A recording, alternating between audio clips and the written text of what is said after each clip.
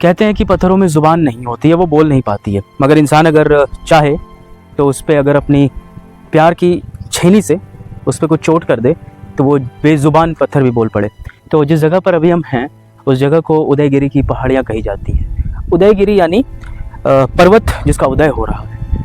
ये जगह दरअसल विदिशा जो मध्य प्रदेश के एक राज्य में है वहीं पर है। इसके पहले हमने आपको जो वीडियो दिखाई थी वो वर्ल्ड हेरिटेज साइट और सांची की स्तूपा हैं, उस पर हम बात कर रहे थे। आज हम वहीं से बस 10 किलोमीटर की दूरी पर ये उदयगिरी की गुफाएं हैं जहां हम आए हुए हैं। ये गुफाएं दरअसल आज से 1500 साल पहले तकरीबन बनाई गई थी और वो गुप्त पीरियड यानी जिसको हम गुप्त अम्पायर कहते हैं उसका ज़माना था। और चंद्रगुप्त मौर्य और चंद्रगुप्त II और उसके बाद के समकालीन जो उनके बाद जो शासक आए उन्होंने अपने हिसाब से इस पर्वत श्रृंखला को काटा और फिर यहाँ ऐसे ऐसे आकृतियाँ उभेरी निकाली जिसकी कहानियाँ आज भी हमें सुनने को मिलती है।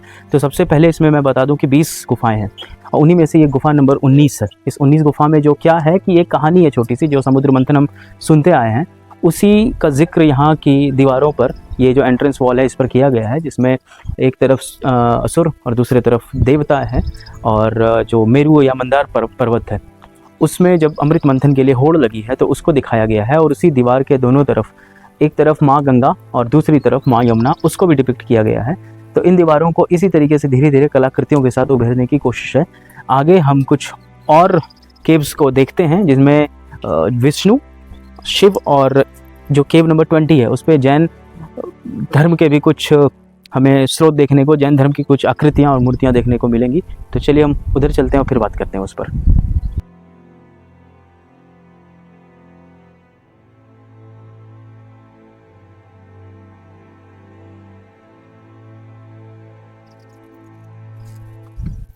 और फिर जो केव नंबर 19 था वहाँ से आप दूसरी साइड में जाएंगे, अपोजिट साइड में, तो ये छोटी सी पगडंडी है। इसको लेकर हम केव नंबर 5 जो इंपॉर्टेंट केव्स में से एक है वो देखेंगे। और वहीं पे वराह अवतार है विष्णु का, तो वो एक मास्टरपीस है जो यहाँ डिपिक्ट किया गया है। हम उसकी भी झलक अभी देखते हैं। एक और चीज़ खासियत ये है कि इस जगह को आने के लिए बहुत कम लोग आते हैं। जहाँ मैंने देखा कि सांची में अच्छी खासी तादाद में लोग मौजूद थे, मगर उदयगिरी केव्स के बारे में लोगों को जानकारी थोड़ी कम है, तो इसलिए लोग यहाँ कम विजिट करते हैं। और यहाँ आने के बाद एक चीज़ है कि आपको अनुभूति जो होती है, अनुभव, वो बहुत ही अकल्पनीय है, अद्वितीय है। इसलिए कभी कोशिश करें कि अगर आप सांची आते हैं तो यहाँ भी आएँ। चलिए आगे देखते हैं इससे।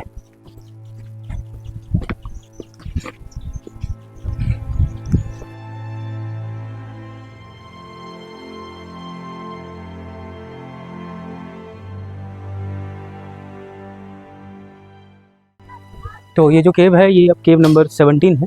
यहाँ केव्स के नाम इसलिए दिए गए हैं ताकि उसको डिमार्केट करने में और रिप्रेजेंट करने में आसानी हो। तो ये एक जैसे कि देखकर ही प्रतीत होता है कि एक हिंदू धर्म से रिलेटेड केव है। और इसमें दोनों तरफ आप जो देखेंगे एक द्वारपाल बने हुए हैं कि यहाँ पे द्वारपाल है वहाँ, वो चूँकि समय के साथ क्षति हुई है और वो उसके दिमाग फेस उसमें डिफेस हुआ है।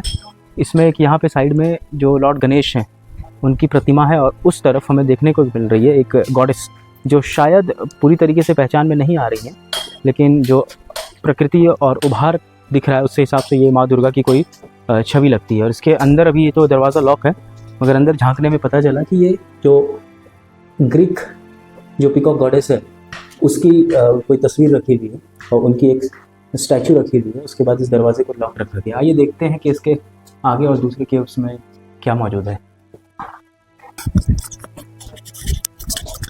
बस अब आगे चलते हैं इससे, और यहाँ दूसरी भी गुफाएं मौजूद हैं, उस पर बात करेंगे। वो केव नंबर 17 था, अब वहाँ से इधर की तरफ आते हैं। यहाँ ज़्यादातर हिस्सों को बंद रखा गया है, जाने की इजाज़त नहीं है, जो सही भी है कि वक्त के साथ ये बहुत ज़्यादा डिफॉर्म होती जा रही है, इसलिए इसको प्रोटेक्ट करने के लिए भी इन जगहों पर जाना मना कर दिया गया। एक रिस्ट्रिक्टेड जगह है जहाँ आप बहुत लिमिटेड एरिया तक एक्सेस कर सकते हैं इसके।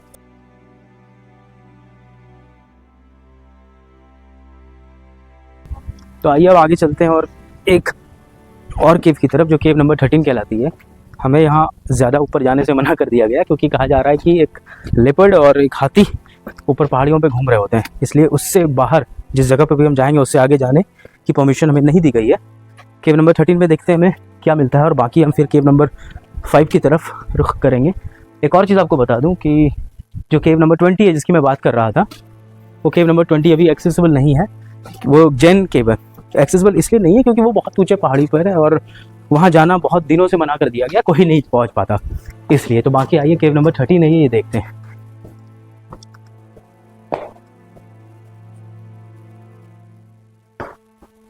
ये लो। अब ये जो इमेज है ये लॉर्ड विष्णु की इमेज है, जो रिक्लाइनिंग फॉर्म में, मतलब सोए हुए फॉर्म में, जो सर्प पे, नाग सांप पे बैठे हुए हैं। और उसके नीचे जब आप देखेंगे तो विष्णु के जो वाहन है गरुड़, वो भी नीचे की ओर दर्शाया गया है। और ये रिक्लाइनिंग फॉर्म ऑफ जो लॉर्ड विष्णु है, उन बड़ी प्रतिमाओं में से एक प्रतिमा ये भी है। तो इसलिए ये केव नंबर 13 में है और इसको शीशे से पैक रखा है। अब इसके पीछे एसेसिबिलिटी नहीं है और जाने से भी मना कर दिया गया है। तो कहीं और की तरफ चलते हैं और देखते हैं कहाँ पहुँचते हैं हम। देखिए आगे, और इन्हीं दीवारों पे ये जब आप देख रहे हैं, ये बहुत बारीक तरीके से काट के, जितने बारीकी लग सकती है उस औजार से जो एक प्राचीन काल में पाई जाती है, उस तरीके से काट के बहुत फाइन स्ट्रक्चर्स को शेप दिया गया है। यहाँ आके आप देखें तो अलग ही कुछ इसकी बात है।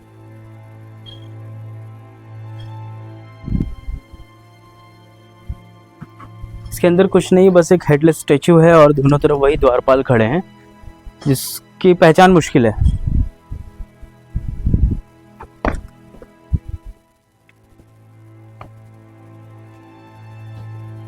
ये नंबर 8 लिखा गया है, इसका मतलब ये शायद कभी अगर रहा हो तो ये केव नंबर 8 होगा, अगर मैं गलत नहीं हूँ तो केव नंबर 8 होगा। और जो अभी इसका कोई नामो निशान भी मौजूद नहीं।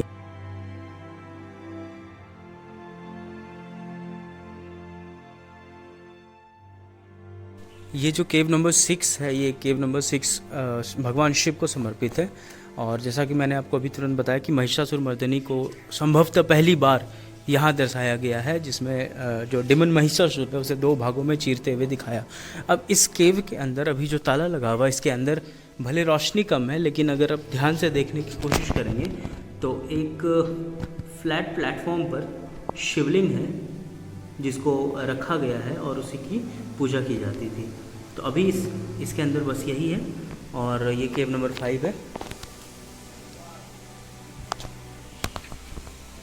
आप मुझे देखिए और उसके बाद ये जो उकेरी गई दीवार पर उकेरी गई मूर्ति है, इसके साइज को देखिए, इसके वास्टनेस को देखिए।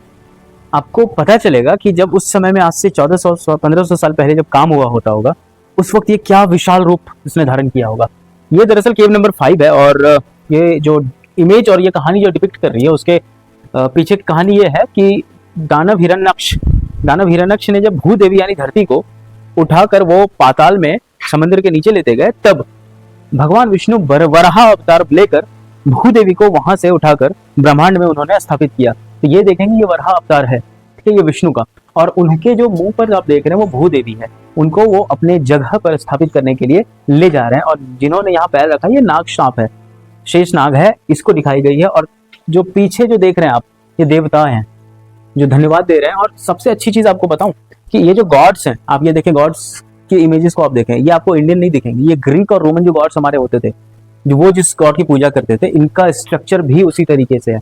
जो इन मैथोलॉजी में हम जिस तरह के देवताओं को देखते हैं, समझते हैं, उसका जो तस्वुर करते हैं, उससे काफी अलग है ये एक खासियत है इस जगह की। एल्मागमेशन ऑफ डिफरेंट कल्चर्स जो है वो दिखा है यहाँ पर।